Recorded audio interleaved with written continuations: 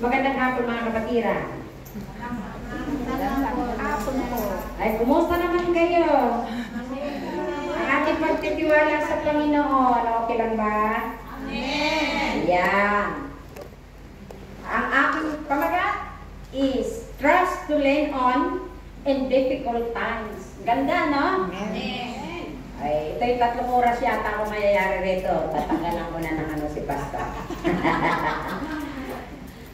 Manalangin muna po tayo. Panginoon, Ikaw po ang nagmumula sa aming mga buhay at Ikaw ang gumawa ng langit at lupa. Kami po'y nagpapasalamat ng malaki sa hapong ito, O Lord God. Ikaw lang po ang aming inaasahan at Ikaw po ang iyong Holy Spirit ang mamumutawi sa aking bibig at sa aking bida.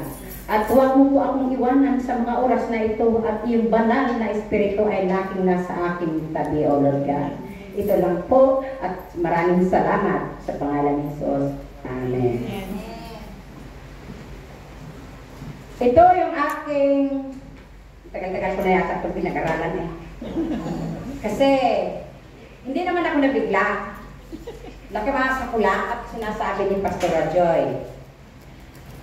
Trust to lean on in difficult times.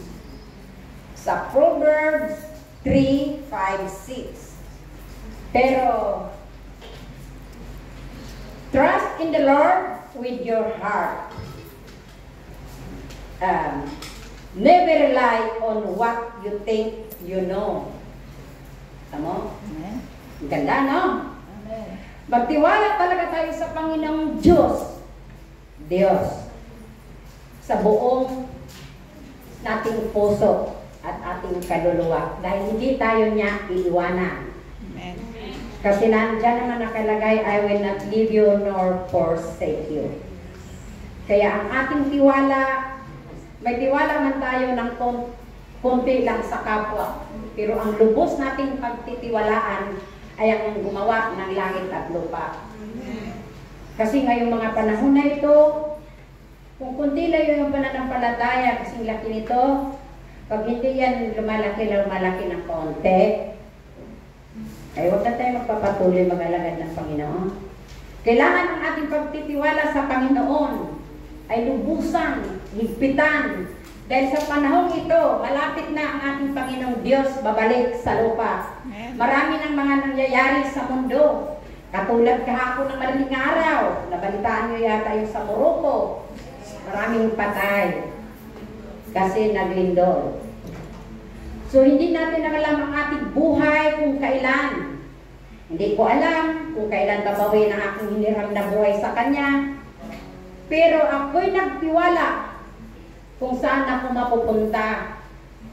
Kasi sinabihan naman tayo dyan, I will not leave you nor forsake you. Ganda.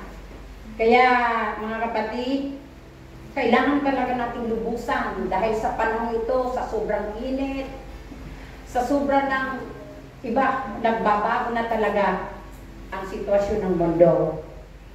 Huwag kayong magtitiwala sa mundong ito. Dahil itong mundong ito para sa akin ay maruming-marumi na. Pasensya na lang kayo. Kaya ang tiwala natin ng buong puso't katapatan ay isa lamang ating pagkatiwalaan. Huwag kayong maniniwala sa tabi-tabi, ganon. I-focus mo ang iyong isip at puso sa pagtitiwala ng ating Panginoong Diyos.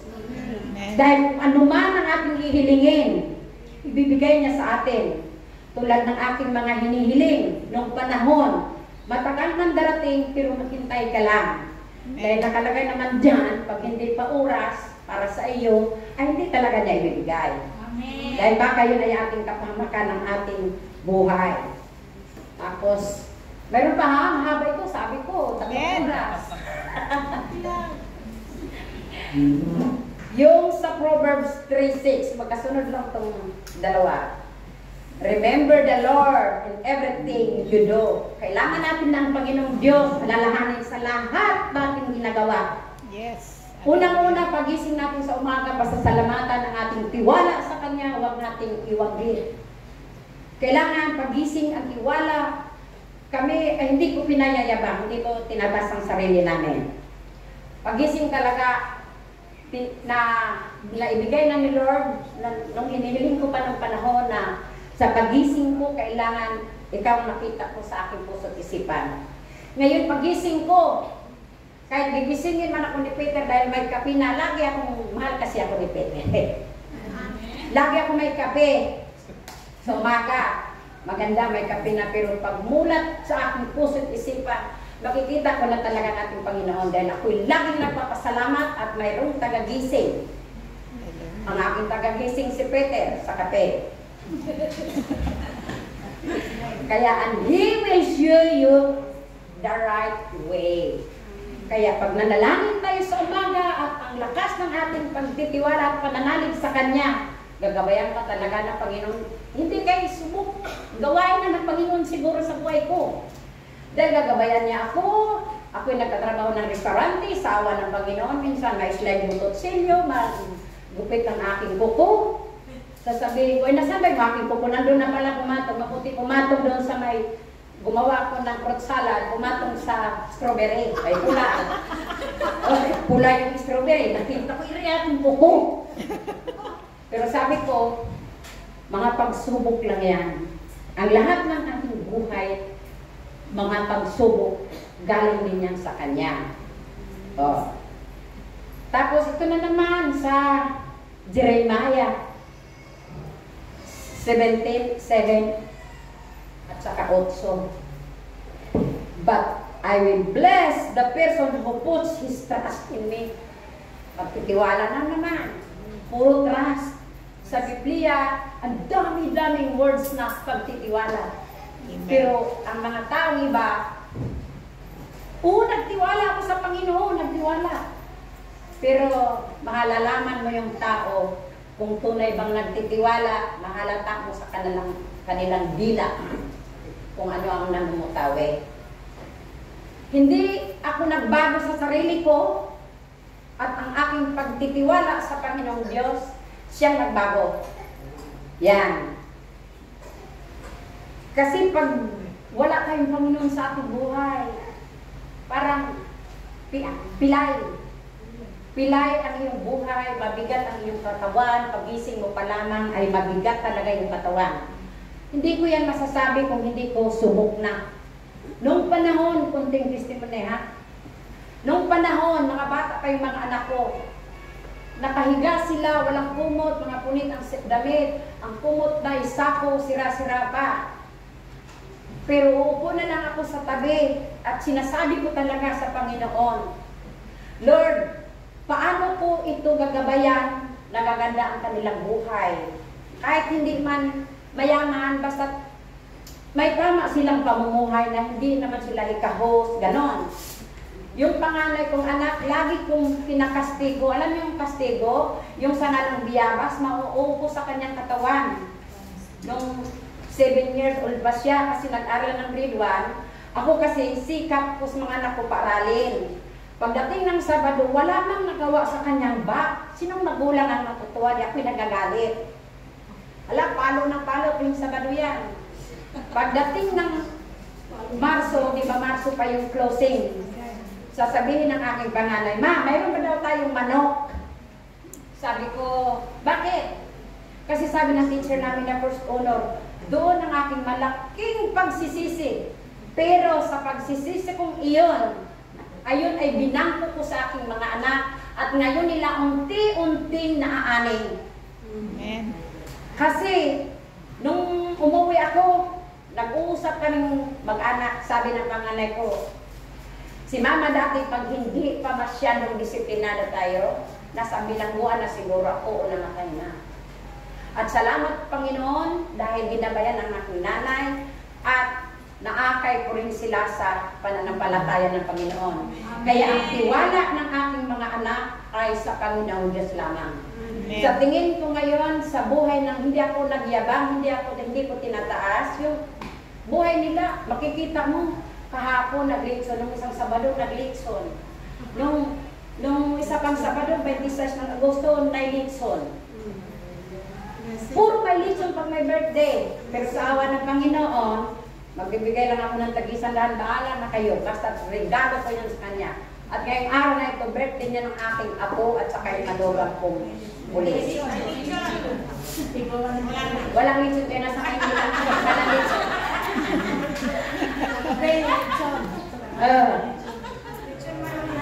Lechon manok. Tapos meron pa, sabi ko siya, mahaba ito eh. Hintay ko na gusto manok. Sa Psalm 37:3-5-4. I trust in the Lord, trust din, no? Yung pagtitiwala din. I trust in the Lord and do good. Pero hindi naman ako gumagawa ng katwirao, no? Yung, ano bang tawag nun? Yung maayos. Kasi ako'y makasalanan. Pero tayong mga anak ng Panginoon, huwag nating iisipin na lagi tayong makagawa ng mabigat na kasalanan na laban sa kanyang kalooban. Dahil pag ikaw ay nagtitiwala talaga sa Panginoon, ay titibayin ang iyong puso, iyong paggalaw. Kasi sinasabi dito sa una, bigyan tayo niya hanggang sa mabuting daanan. Kasi pag ang ating buhay, pagka yung binaliwala lang natin ang Panginoong Diyos na gumawa sa iyo. Maniwala ba kayo na gawa tayo ng Panginoong Diyos? Amen. Yan. Kaya huwag niyong sayangin ang inyong pananampalataya, paniniwala ng malakas na pananampalataya at paniniwala. Kaya the Holy Spirit will guide to every His child. Maniwala tayo dyan. Tapos sabi pa naman dito, seek your happiness in the Lord. Makikita, natakpuan pala natin ang ating kalagayahan sa Panginoon. Amen. Pag tayo nagsitiwala, ang laki ng kaligayahan. Ang kaligayahan po ngayon, dati-rati, sa dispuhan, sa sugalan, sa tupitan, kung saan-saan. Ngayon, ang kaligayahan ko, makakapiling ko kayo tuwing linggo.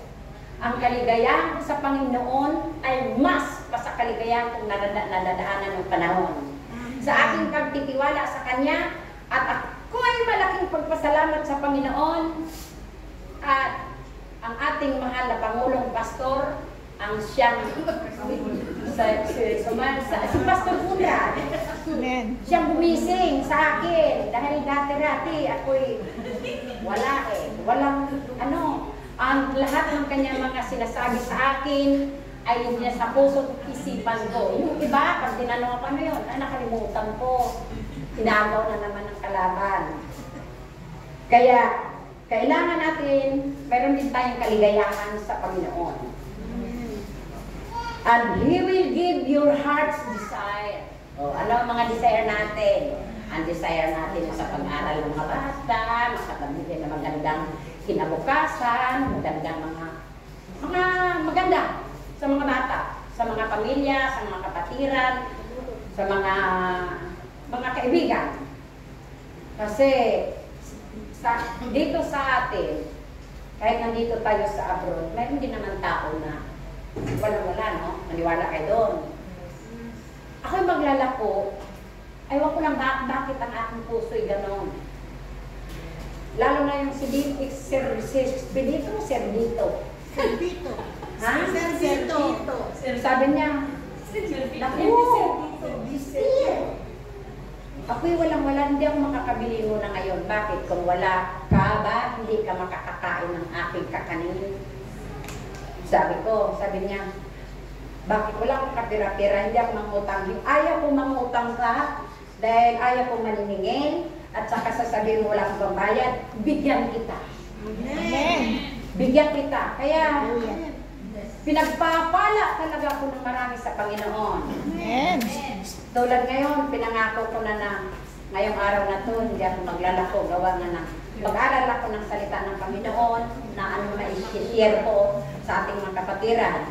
Abay mga demonyo eh, sabi ka naman ng Lunes pa. Adrina, sa linggo, kasama ka sa akin. Adrina, sa linggo, bibili ka sa akin. Hindi ako nga magtitinda, hindi nagliliya ako, kuwari lang pala. Kaya nag-deliver ako kaninang naga sa awa ng Panginoon. Ubos ang aking lako. Ang pagtitiwala lang talaga sa Panginoon ang ating pagtiwalaan. Dahil hindi kanya pababayaan. O ito na pinakahuli, bibigay ko na kay Pastor. Give yourself to the Lord, trust in Him, and He will help you. Yes. Yan. Ganda, no? Hallelujah. Ito'y aking pinagbulay-bulay, pero sabi ko, kasama ang panalangin, naggabayan niya ako sa araw na ito, makapag-share ako ng salita niya. At kasama na rin ang aking konting testimony. Biruin mo, ibigay ang ating sarili sa Panginoon. Sino bang bibigyan natin? Abe? Siya. Siyang gumagawa ng langit at lupa. Lahat ng mga kaptanan sa mundo, siya gumawa. Kaya ang ating tiwala sa Panginoon, huwag nating pauntiin. Ngayon, na naririnig natin itong salitang ito, kailangan palawakin ang ating pagtitiwala. Yes. Dahil ang Panginoong Diyos, malapit ng babalik. Amen. Mabangunas. Mabangunas. Kaya ako, pag binawi ang aking hiniram na buhay, His will be done. Amen. Yun lamang po ang aking ma-share sa hapon na ito. Sana'y marami tayong na iipon, na aani sa ating puso't isipan. Yun lamang po at maraming salamat.